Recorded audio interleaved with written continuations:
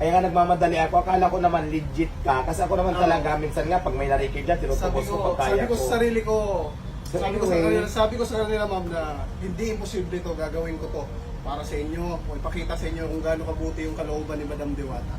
Na puro kayo ganyan, ganto, hinaing, ganyan.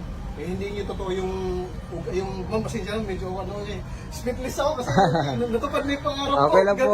Okay ba? Take your time po. Alam mo, nagpabili ako ng gamot kasi may masama talaga pakiramdam ko. Ayan, Ayan. May nag-LBN po siya. Tayo, tapos, Nag-LBN po yan. Ano to, yun, kita niyo si ma'am, may ano pa pala, may may karamdaman talaga ako. Oh. Ma'am, prank po yun lahat.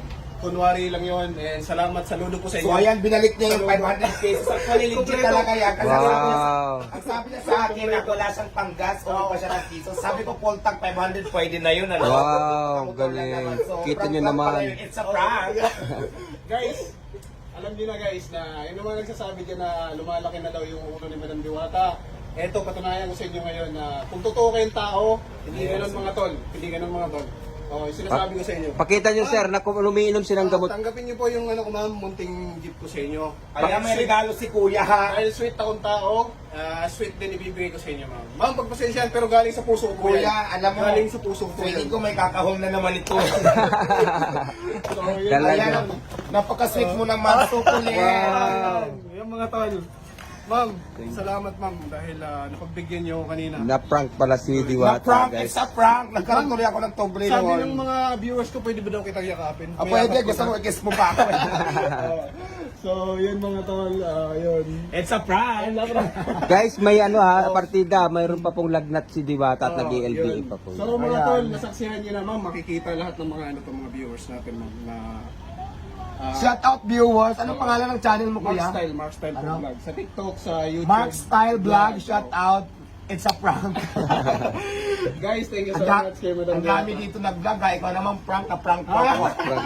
Ma'am, ako lang ba yung unang gumawa niya nito? Yes. Yes. Oo, Alam mo, wala- hindi.